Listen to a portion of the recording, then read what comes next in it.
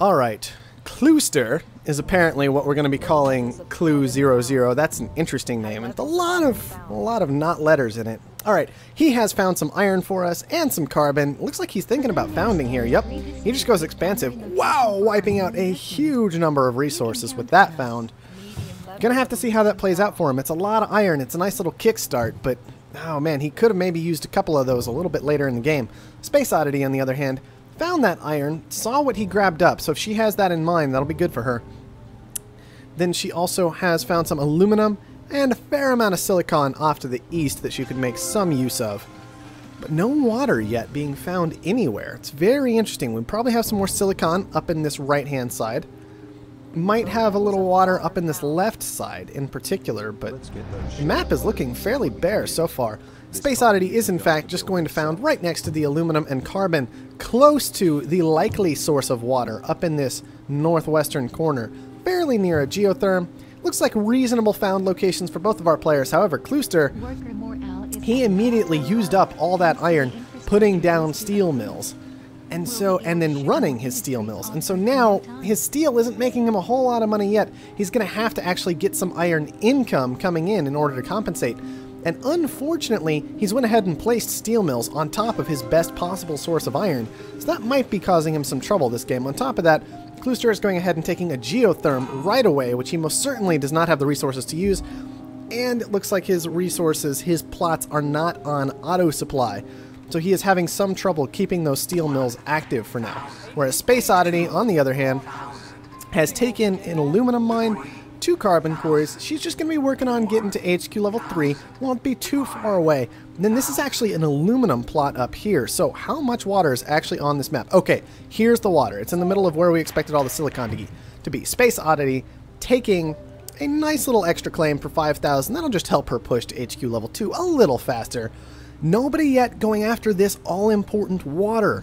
This water is potentially going to be a very big deal this game because there just is no water on this map. c1ue00ster, instead, he is going to take some high aluminum. Still a reasonable play. Aluminum obviously very useful, and he is going to go ahead and transition into a little iron production to support his steel. SpaceOddity hits level 2. We're going to have to see where she sends these claims. Once again, I think that water is very important. Somebody probably wants to go ahead and take 2 water pumps very quickly, but SpaceOddity instead, she is opting for power immediately. Doesn't want to have to worry about debt this game, doesn't want to spiral out of control and allow her opponent a free win based in power. c1ue00ster has switched some of his production on over 2 iron mines. Reasonable decision. Just 2 iron mines, 3 steel mills. That's plenty of iron coming in for him to cover the steel mill production. He'll be able to keep generating that very important resource this whole time. SpaceOddity is tossing out a little water pump, just 1 though, not a whole lot of water coming in. We're going to need to see some adjacency bonuses attached to that to make it particularly worthwhile, but also a high silicon quarry should be quite helpful. High quarries are almost always fantastic, pretty much no matter the resource. On top of that, SpaceOddity is in a position where her carbon is actually currently quite valuable, and she does have the option to sell off some of it and perhaps push to an early black market effect like a new claim in order to kind of push that advantage before she crashes out the carbon market. Just a quick little thought to be had. c1ue00ster going ahead and grabbing his geotherm. That's acceptable. It's a very early geotherm, but they both have the same number of tiles committed to power right now, and c1ue00ster's power is obviously going to be significantly more powerful at a very similar cost in resources due to the fact that he is expansive and their geotherms come very cheap. SpaceOddity going ahead and adding to the water production. I also kind of like the positioning in a way. I'm a little nervous about it in another way though. Basically, positioning here on this water pump, it denies your opponent even the potential for a triangle of water tiles without slant drilling, period. She has made it so that no triangle exists except for her. Now, she's also made it so that if she gets a triangle, she has to commit 2 more water pumps to it, which is kind of unfortunate, but it's also an entirely understandable play, making sure your opponent can't have those ideal water tiles ever. And as we can see, these are generating a ridiculous amount of money. 50 apiece right now, even as low tiles, is absolutely fantastic. And due to things like this, and the particular price of carbon, and the fact that she just secured so many high-value resources, SpaceOddity is running away all the way up to HQ level 3, and she even gets a hold of $2,000 pirates. c1ue00ster is going to have to fight harder over those. if he wants to really compete in this tournament. More water pumps coming down for SpaceOddity. That's getting pretty crazy. The water's going to start tanking pretty fast with a lot of water coming in, so I'm a little bit nervous about that. c1ue00ster has the money to upgrade. He goes ahead and does. Nobody's even kind of looked at throwing down glass yet. I'm not seeing large amounts of glass getting stockpiled by either player yet. Both of them just kind of trying to work with the tiles they currently have. And it looks like c1ue00ster has chosen to go ahead and try and take some water pumps of his own. But they're kind of split up. We can see that he's not going to be able to get the adjacency bonuses he's really going to want there. He's taking this water tile, which has no potential adjacency, and simply blocks off a triangle from his opponent, and this water tile, which once again doesn't have any adjacency yet. And he's kind of in some trouble here. I don't know if water was really the correct decision for him in the short term. Also, this EMP is kind of going to hurt, especially in these metal mines. These metal mines are where a lot of his money is actually coming from right now. There's just his iron and his aluminum. And so the EMP, while on his steel, it is kind of going to slow his eventual growth, but it's actually the iron freeze that's the big deal here. Then c1ue, finally, for his last tile, he is going to toss down an electrolysis reactor. A lone electrolysis reactor probably will make a small profit at this point, I believe, but he really wants some adjacency attached to that to get it going. Also, this tile not actually being used yet. It's simply doing a block on his opponent for the time being, and there's nothing actually on the tile. So I'm very concerned about that for c1ue00ster. SpaceOddity, on the other hand, she has converted some of her carbon over into chem labs. An interesting idea, likely looking to consume carbon because she had a surplus of it. Carbon is very, very cheap, but perhaps not considering the cost of fuel in setting all of this up, as fuel is currently $83, chemicals are $75, and we can see these chem labs immediately are starting to lose money as they come online. The electrolysis reactor, on the other hand, this also plays very well into c1ue00ster's hands. c1ue00ster should be very happy about all this fuel production going on because he's planning to expand into electrolysis. Another thing to note, though, is SpaceOddity does have her own electrolysis down, making far more money in the short term, as she does have just even a single adjacency bonus, which is providing triple the production that c1ue00ster currently has available. Claim auction. I'm looking to see c1ue00ster fight over this a little bit harder. Now, obviously, power is not particularly valuable right now. Both players getting up massive amounts of power early in the game, and on top of that, there is an underground nuke onto SpaceOddity's aluminum. That is a very interesting play, because aluminum is currently quite valuable. But SpaceOddity has 300 aluminum. c1ue00ster maybe doesn't know this. He only knows that he only has 130 aluminum. Neither of them have committed heavily to the resource. So I actually really like that nuke onto SpaceOddity's medium aluminum. She has a bit of a stockpile, but it will slow down her push to HQ level 5, certainly, because that aluminum should have been a quite valuable tile for her that she's just not getting any benefit out of now. I very much like that play. That was very interesting. Also want to note there was a power surge, in fact, onto c1ue00ster's water, it looks like. However, it also knocked out a significant amount of SpaceOddity's water. And so it was kind of just, I don't even know who that actually hurt more, because SpaceOddity had more production down, even though she was frozen for less time. It's just very interesting plays coming out of these players so far today. c1ue00ster definitely needs to be looking for an upgrade so he can add to his electrolysis. SpaceOddity has transferred out of those chem labs, thankfully, and on into glass furnaces, which should be far more profitable, given that there have been reactors down, keeping oxygen's price a bit lower. And we also see that silicon had dropped down to, I believe, $4 at some point, based off of this high silicon quarry that SpaceOddity had been working with. Also, it looks like these things are being sent manually, because they aren't full trucks of silicon. Oh, I see what's happening. They're probably going to these glass furnaces, because truck AI is still kind of garbage, as it turns out.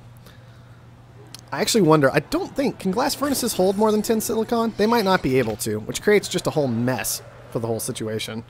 Very difficult to put production buildings away from your headquarters without being scientific. Also a massive risk, because it opens SpaceOddity up to some potential mutinies that would not be able to affect her if her buildings were adjacent to her headquarters. Alright, the electrolysis reactor getting mutinied away. That will damage SpaceOddity's production, but it's not the end of the world, especially considering suddenly c1ue00ster has to send water up to it in order to make it work. Even when it's working, it's not actually making all that much money. It's just a bit of an awkward scenario. On top of that, c1ue00ster doesn't even have the water to run his own electrolysis reactor back home at the moment because he has chosen not to auto-supply any of his buildings. SpaceOddity has pushed up to HQ level 4. I want to see some farms go down, and I want to see some more reactors go down. Perhaps the reactors first. Farms are very tempting in the immediate future because, well, food's just clearly the most profitable resource right now, right? However, farms are also very difficult to push to with this glass. What she's going to want to do if she wants to put down farms is go ahead and ship the glass that she has available. That will allow her to immediately get down those potential 4 farms she's pushing for and be in a much better spot. Also, it might be a good idea to scrap out this metal mine and move it into a farm of its own, as that tile is effectively useless as just trace aluminum, only pulling in $6 a second. Another set of pirates goes over to SpaceOddity, this time at the far more reasonable price of 10,000 instead of 2 to 5,000 like we've seen most of the auctions go this game.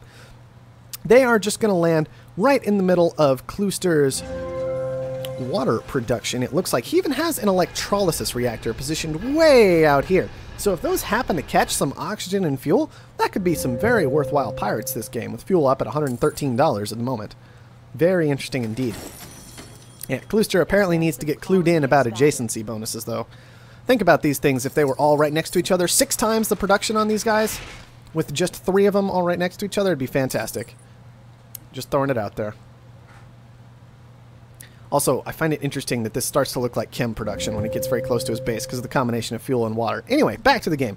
c1ue00ster has managed to work his way up to HQ level 4. He will likely be looking at the same thing as SpaceOddity. He's going to see that food cost up at $200, and he's going to want to hop into it, but he doesn't have access to that glass production already, making it a bit more difficult to get into. It looks like he's going to try and press for it anyway, but once again, these players might be a bit better served by holding off on the food for just a moment, setting up some slightly weaker production so they can push to getting that food production down more effectively, instead of just sitting and waiting around for the money to trickle in to put down the building.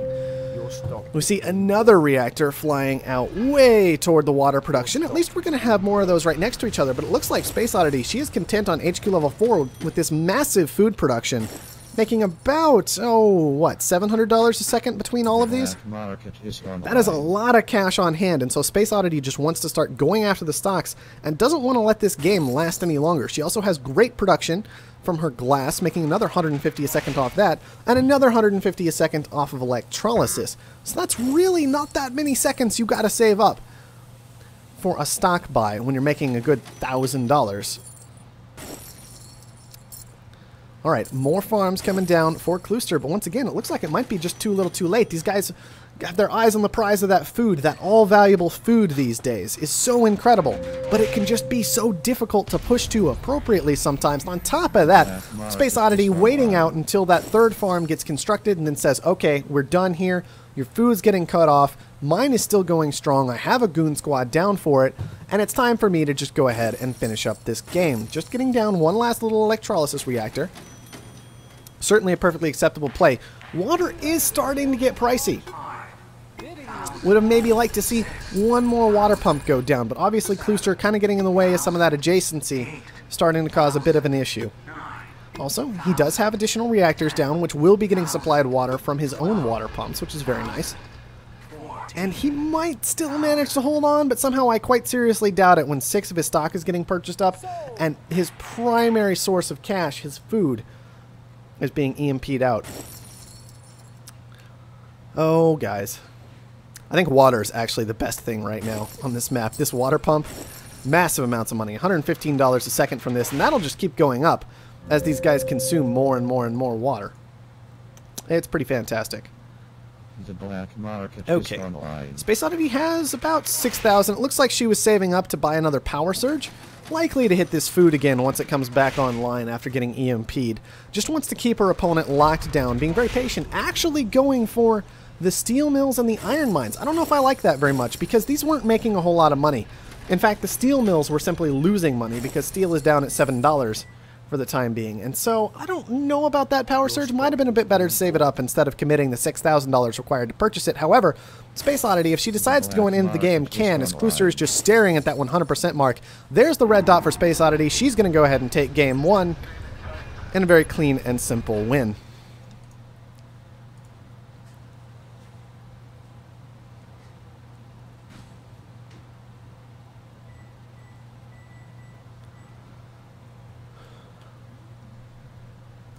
All right. c1ue00ster only made about $13,000 that game. We could see he was struggling. He didn't know how to put down buildings to actually make money. He started off fairly reasonably, sitting here going, okay, I need to be able to expand, so I've got my steel and I've got my aluminum.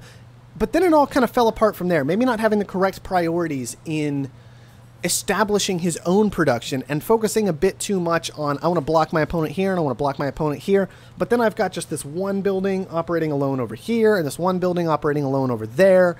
And it's like, you got to have those adjacency bonuses. You got to have that efficiency and just make that money in order to beat your opponent. Whereas SpaceOddity, if we look over at her, instead of making 13,000, she pulls in 150,000 this game. Very different numbers.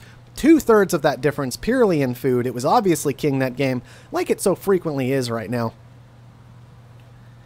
And it was just reasonably well played by SpaceOddity. Obviously, also a lot of auctions, almost free auctions going over to SpaceOddity. I think we saw 2 pirates and like a claim go over to SpaceOddity for basically free.